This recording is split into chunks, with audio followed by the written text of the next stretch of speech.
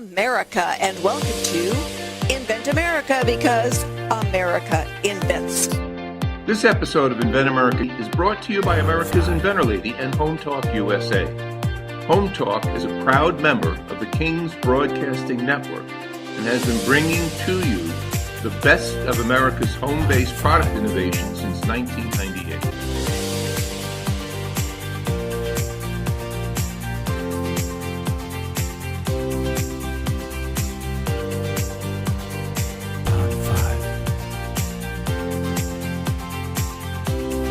This segment of Invent America TV is brought to you by the law offices of R.P. Baraska. RPB law offices have been bringing corporate-level legal expertise to the independent inventor community for more than 20 years. For all your inventing legal needs, trust rpblawoffices.com. Our first guest today is Al Mango. He has got this amazing product. We have all used it, and we just didn't know that Al was the inventor of it. And as I said, my first guest today is Al Mango with MangoRock. You are not a rock band, correct, Al? Correct. So tell everybody a little bit about yourself, Al. You know, you were an artist. You still are an artist, but give us a little bit about your background. Well, Rita, I started out basically as just a geeky kid that loved to draw. I wanted to be a Marvel Comics artist years ago. And my father actually started to teach me concrete. We were South Jersey, Italian guy. He said, you got to learn concrete. You just got to learn concrete. So we started doing steps for the house and everything else. And we built our first step together. And I started realizing I could use that knowledge and begin to use my artistic knowledge and bring them together. And that's when I began to realize that there would be a market for artistic concrete. Well, you know, I don't think most of us think of concrete as being artistic. So, you know, good for you. And, you know, as an inventor of the process, correct? You invented the process, and that's what your patents are on. Correct. All right. So as you know, kind of transition from, you know, making steps and sidewalks with your dad into the art world of concrete, you ended up working for Universal Studios in Florida? I did. What were you doing? Tell everybody. It's like, you know, like I said, we've all seen your products everywhere. What are they seeing? How would they say, oh my God, Al did that? Well, while I was they hired me to basically become a scenic artist. I moved from there to be a scenic supervisor, and I started developing new techniques in paint, concrete, and then I moved from concrete into lightweight concrete or lightweight foam with polymer mesh, and moved from just building the entire thing out of concrete into taking lightweight faux rock and developed it with a polymer mesh. And I started building rocks for Chevrolet, for Nissan, for Toyota, for Ford. And I used the retaining walls built of a lightweight EPS foam and basically put them all together, and now you have rocks all over the country that can hold 50,000 pounds. Wow. Well, you know, for our listeners out there, when you drive by a car dealership and you see a display out there that's got, you know, a vehicle up on a bunch of rocks, those rocks were Al's invention. That's where his technology is. Correct, Al? Correct. It's got to be a real high to drive by and say, wow. Yeah. Oh, yeah. Oh, yeah. I started, now we were talking about Michael being a Cajun. I actually built the faux rock around the elephant fountain at the Audubon Zoo in New Orleans. Cool. I started developing the lightweight foam right there when I sculpted the entire right shoulder of the elephant, the fountain, and the baby elephants for the Audubon Zoo. Wow. So, you know, how how do you, is it that people just see you, different companies and, they've got this imagination saying, "Oh, we need some rocks, let's call Al." How does that work for you? Well, years ago, I was living in South Carolina, and someone had heard that I was doing a lot of waterfalls, those lightweight waterfalls that I developed. And a gentleman asked me if I would build a rock for a dealership in Greenville, South Carolina. So I just built this beautiful rock.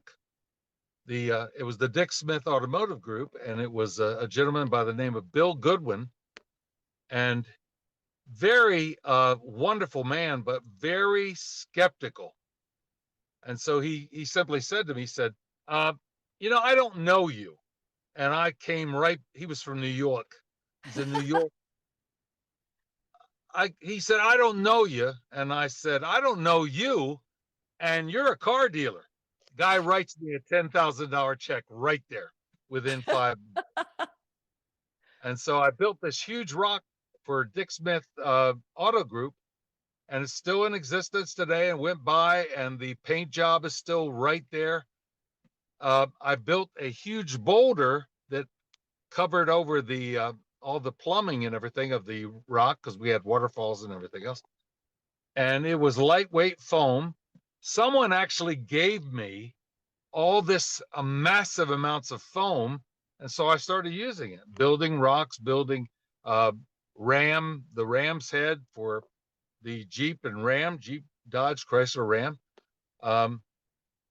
Built the Ark of the Covenant. That got me into Paramount Studios, replica, and just started doing my artwork. Well, that's, it's an amazing story that you've got that, you know, you don't even have to do, a sales pitch for this. People just drive by and see it. And, I'm sure that different varieties of social media where somebody goes out and takes a picture now and they post it and they go, "Oh, we need one of those in our yard," or "We need one of those in the parking lot." That you kind of sell yourself. Well, thank you. Thank you. Well, Dollywood saw that rock in South Carolina, and they asked Yeah. me to build. I built a 150-foot long rock that was 34 feet high. It was Wow. huge. It was a Wow. cliff, basically, for the mystery mine. Well, you're going to stick with us. We're going to have some more questions for you when we get back. Right now, Okay. we are going to run off and pay some bills, everybody. But I want to let you know, if you know anybody out there who's working on a project and they need a good service provider, if they've got questions about maybe being an inventor but don't really know, have them get in touch. We answer questions all the time, no charge. We want to help everybody get it out there. And if you're working on something and you want to be on the radio, it's free. Have them get in touch. But stick with us, everybody. We will be right back with MangoRock. This segment of Invent America TV is brought to you by SearchQuest Patent Search. SearchQuest provides for a comprehensive patent search that searches the entire world and not just the U.S. Patent Office. Make sure that before you spend those big bucks having a patent written, you've done your due diligence by getting a comprehensive patent search. Use SearchQuestPatents.com for all your patent search needs. They scour the world for you. Hey, everybody. Thank you so much for being with us today. And this is Invent America, because America invents. We have been solving the problems of this country for centuries now, and we will continue to do so. All right, so we are here talking with a great inventor, Al Mango, and he has got a product that we have all seen one way or another out there. But Al, I am sure that you have just had some fun stories over the years about people suggesting things. Mango's your last name, but when you put MangoRock in there, it sounds like it's a really cool song, dessert, or dance. That's what happened. Was the Orlando Sentinel came out to do an article at a dealership that I was building. I was building a huge, like 80-foot long rock that was 12 feet high. and my company's name was Terracina. And the guy looks at me and he says, "Why are you calling him Terracina?" And I said, "Well, it means in Latin, it means land scenes." He said, "Why don't you name them MangoRocks?" And I changed the name of my company. It doubled the next year. I am sure it did, because MangoRock just, it sounds so much fun. And, I've had inventors that have named, products, and I'm thinking, why that? Nobody knows to Google that. And so we'll think about a tagline or changing the name. It's like when I tell people, when they're saying about the name, it's like, what would someone Google to find you? And I am sure that they Google rocks to find you, Al. Yeah, they usually do like fake rocks, artificial rock, or faux rock. And they do faux rock or fake rocks or artificial rock for trucks and cars and SUVs. And I'm number one in Google on that. So I am sure you are. It is a valuable spot to be in. So when you go about your process, I mean, we're looking at, made in America. So your product is made here, but walk us through a little bit about the process. You have everything trucked into a location, and then you say, pour this much into a container and stir it up. What goes into it? well, I started out and actually it was Marine Chevrolet from Jacksonville, North Carolina, the home of Camp Lejeune. They called me up and they said, "We want you to build a lightweight faux rock retaining wall and then make it so that we can put, 500, about 80,000 pounds of vehicles on top." Wow. So huge retaining wall. And in the retaining wall, I built a lightweight bow tie, the Chevy bow tie, the Chevrolet, so that it actually could glow in the night. Well, we had people coming in. Every Marine at the base was coming through the dealership lot because they lit it up, and it was beautiful, beautiful rock. And they still stay in touch with me about that. Wonderful people. I actually was hand painting it, the area around the bow tie, and a gentleman pulls up, and we're talking. He's a Marine. I have a deep respect for the American Marine because my uncles were all Marine. My father was Navy. My uncles were Marines, and he's talking with me, and I'm hand painting. He says, "I love this Silverado," and I said, "Hold on." I go inside. I said, "There's a guy out here that wants to buy this Silverado that's on the top of the rock." He walks out and sells it within 5 minutes. Wow. Did he It's a drive it focal. off the top of the rock? He had somebody else. Yeah. I mean, after storming the beaches of Saipan, I don't think he wanted to mess with. Driving off Al's rock. Correct. Yeah, yeah. So when you get orders that, Al, in another country, so you then you go, you kind of scope it out and see what's going on, and then you order the product to make the rock. You're the main artist. Are you sketching this out, before you go and mock it up? Yes. The lightweight displays, and you can, I mean, with a foam, a 2-pound, what's called EPS foam, with polymer mesh, and some of the materials I use, some of the materials were used in the dinosaur bones at Jurassic Park. Wow. Things called Flexirock and flexible cement and everything else. I've used fiberglass and stuff, but I can build them in America. I can build them in the United States, ship them anywhere. I just came back from the Middle East. I went to Cairo, Egypt. I went to Doha, Qatar. They flew me first class, which was not too bad. Yeah. I think they were interested. And then I went to Riyadh, Saudi Arabia. All I did was talk. All I did was share. Everyone's interested. Everyone's interested in MangoRock. And then I went also to Milano and talked with Campari about my lightweight grottos for the marketing of their wine cellars and stuff like All right, I've got to ask you a personal question, Al. Did you ever ship any of those dinosaurs to Dinosaur Park in Rapid City, South Dakota?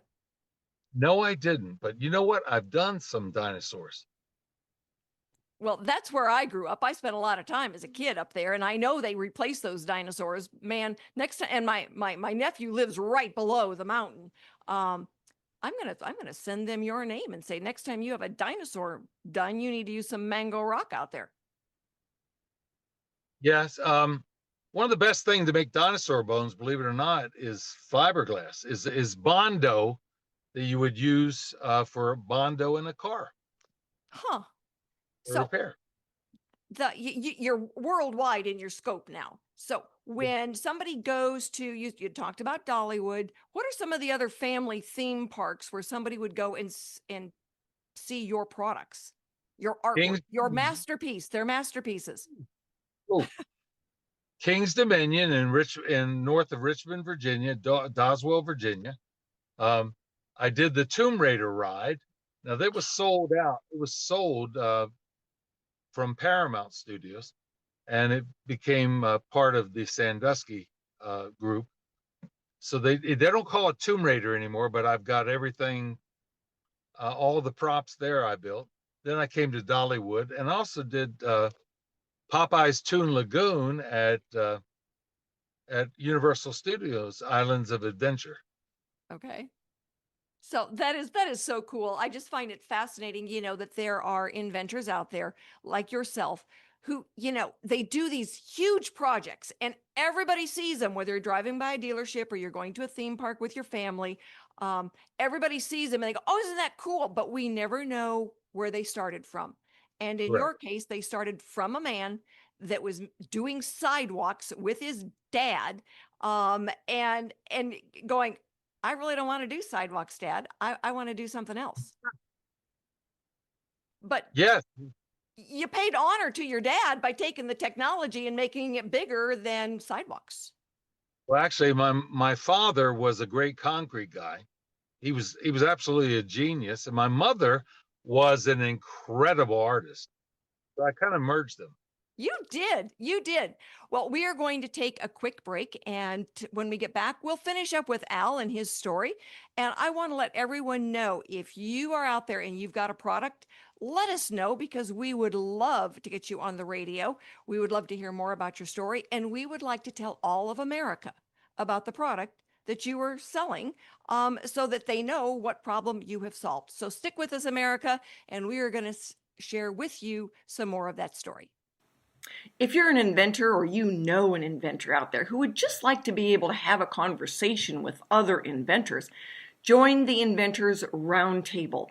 It's free. The meetings are virtual, so you can be anywhere in America and talk to another inventor.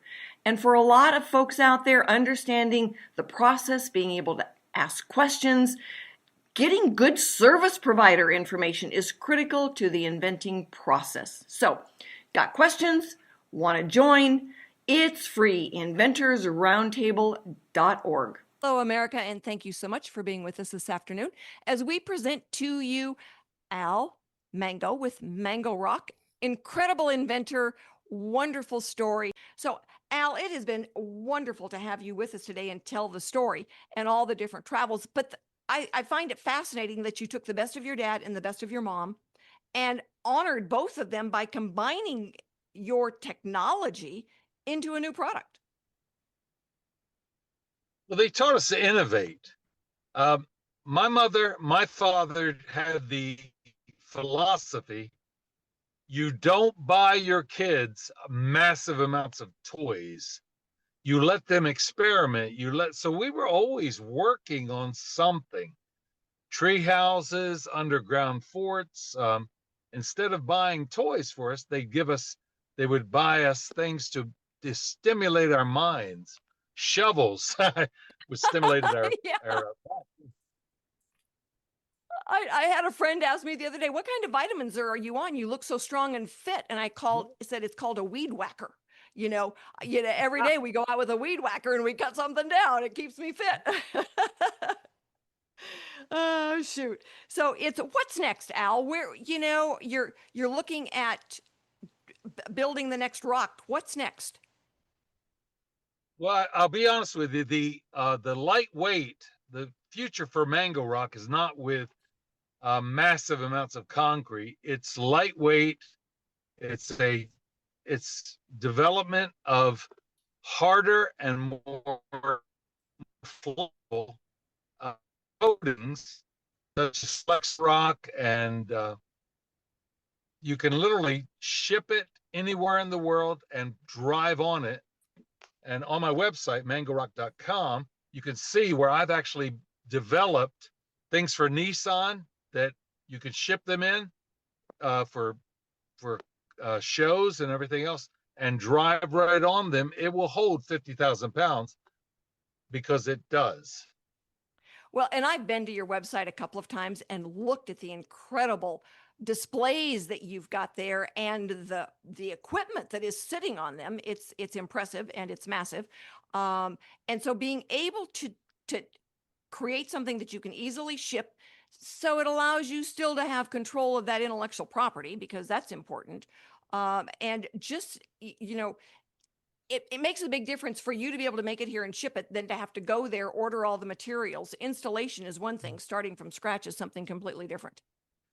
Well, Rita, let me interject here, but Rita, we all know that shipping costs, weight and shipping costs. So just the point of him cutting that part of the equation out to make it cheaper to ship because his material is lighter, man, that's more than half the battle, to be honest with you, to make it affordable, because it don't make sense if, so many technologies out there can be developed, but they have to figure out how to ship it, and then the shipping costs will just kill you. It just makes it not feasible. So Al, man, kudos to you to figure it out, just on the shipping part of that. You know what I'm saying? Thank you. Yeah. Thank you. Yeah. So where are we going to see your next big project? Not the technology, but what's coming? Where are you on the road to next? I've got a lot of movement right now in Florida. I was talking with a Chevy dealership in Central Florida and a Ford dealership also 20 miles away from each other. They're very interested. The Middle East is opening up to me big time, and I can't do work in the Middle East in the summer, but I can do it in the winter. When I was in Riyadh, Saudi Arabia in January, and in Qatar, mid-January, it was perfect weather. Most of the dealerships in the Middle East are huge under roof, because believe me when I say this, when I went to Dubai in 2016, 128 degrees, and wow. It was just too hot. Oh yeah, no kidding. I can understand why everything is indoors there with air conditioning. Correct. So, it's been wonderful to have you, Al. You are certainly, you're not doing the basic consumer product, and yet the basic consumer sees you probably on a regular basis. So the next time you're out there, American, you drive by and you see a big rock display, you can say, thanks, Al. We're really, really glad that you're doing this. Yeah. So Thank you very much. Well, it's been a pleasure to meet you, and thank you for reaching out, and a pleasure to hear your story online, and congratulations for everything that you do. I know that it's always interesting to meet Americans who are manufacturing here and keeping everything here. That's a big deal these days. It is. So, what kind of challenges have you run into, Al? Basically just trying to deal with car dealerships are notorious for being very, I guess you could say, difficult. And I'm trying to present to them artwork, and they're saying, no, we want the functionality of it. But I usually work through it, and I have built some massive things around the country. Oklahoma, Wow. 80 foot, 90 foot, 12 feet higher, all over the state, all over California. I've got them in Elk Grove, California, Toyota.